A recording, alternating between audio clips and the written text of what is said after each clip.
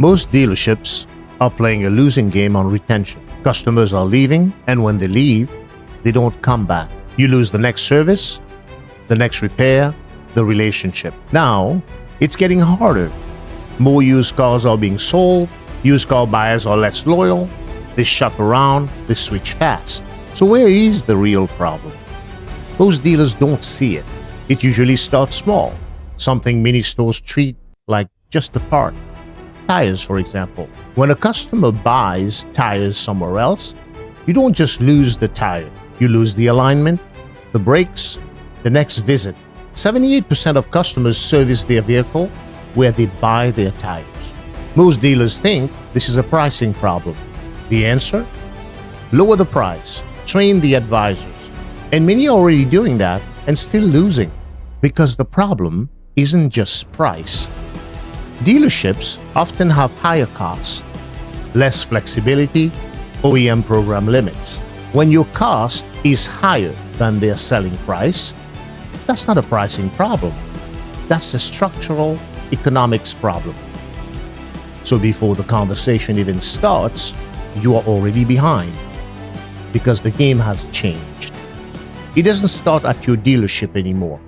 It starts with how customers decide, shaped by technology. Customers pull out their phone, they look at options, they compare, they decide.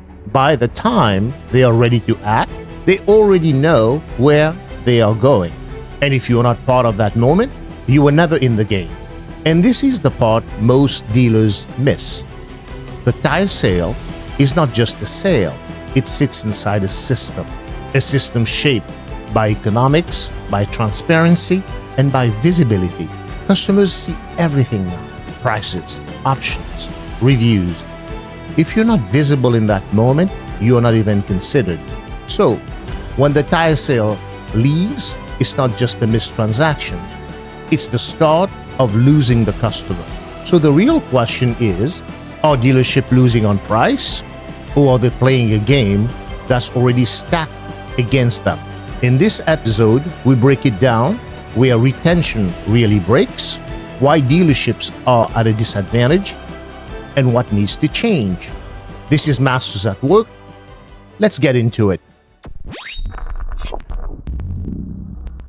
So T, after speaking with more than 200 dealers, what made you stop back and say the industry might be diagnosing the tire problem incorrectly?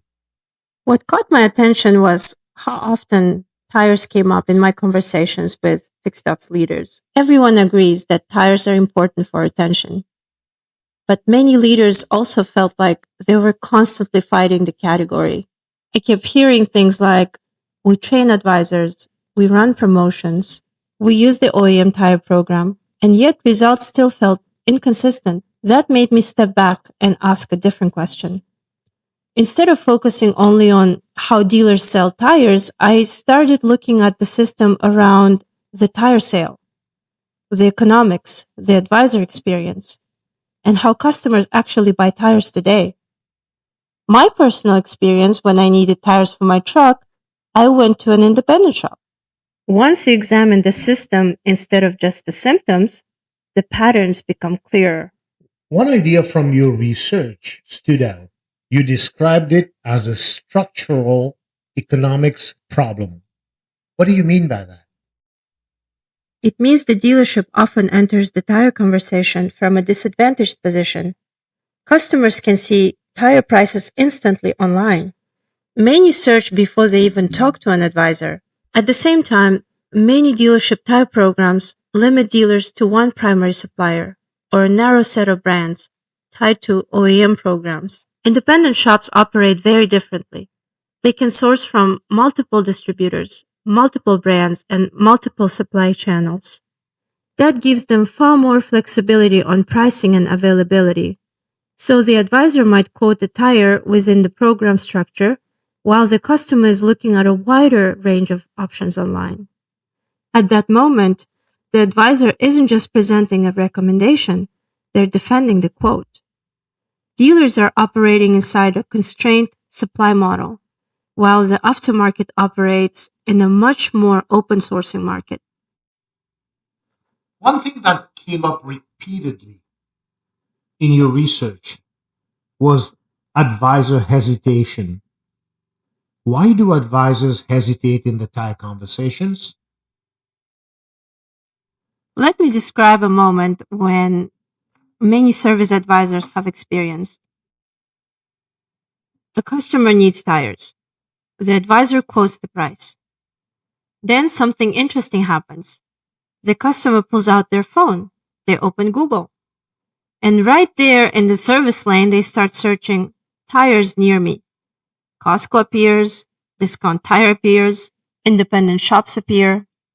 Now the advisor isn't just presenting a recommendation. They're competing with Google, standing right next to the customer. So the tires are one of the most exposed conversations in the service lane. Customers can verify prices instantly.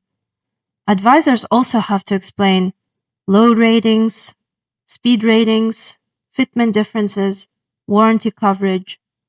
If they aren't fully confident explaining those details, hesitation appears. And hesitation is often where the sale disappears. Another theme you uncovered is that brand loyalty doesn't protect the tire sale the way it used to. Why is that? Because tire replacement often happens later in the ownership cycle. During the warranty period, many customers stay close to the dealership. But when it's time for tires, customers feel more independent. They start researching online and comparing options. Once that service decision happens outside the dealership, service habits begin to change. That's why the tire sale matters so much. It's not just about tires, it's about maintaining the service relationship. So, one insight from your research really stood out. You said the conversation is happening, but the dealer isn't part of it. What does that mean? Today, the tire buying journey usually starts with the phone. Customers search things like tires near me, best tires for my SUV. Independent shops appear in those results because their platforms are designed for search visibility. But many dealership tire solutions aren't structured in a way search engines can easily index, so the dealership never even enters the conversation. The decision begins forming before the advisor speaks. One thing we should clarify: many dealers feel obligated to operate inside their OEM tire programs because of incentives or better inventory, etc. Those programs are often part of the agreements, so the goal isn't to abandon those programs, it is making sure the dealership is actually part of the conversation when the customer begins searching for tires. Exactly. Most dealers aren't struggling because they have an OEM program. They're struggling because the customer journey has moved online. And in many cases, the dealership isn't visible when customers begin searching. Independent shops appear first, so the dealership never gets the opportunity to compete. Technology can bring that conversation back to the dealership. Once the dealer attracts the customer, they can still fulfill the order through their OEM program if they choose.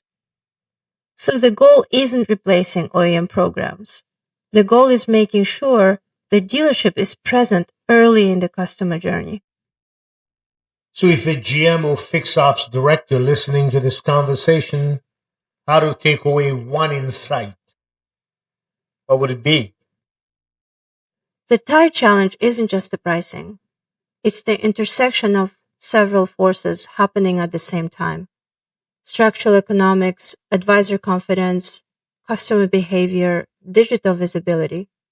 Once leaders recognize that combination, the conversation changes. Instead of asking advisors to push harder, leaders start asking how to strengthen the system around the advisor and participate early in the customer journey. That's very well said.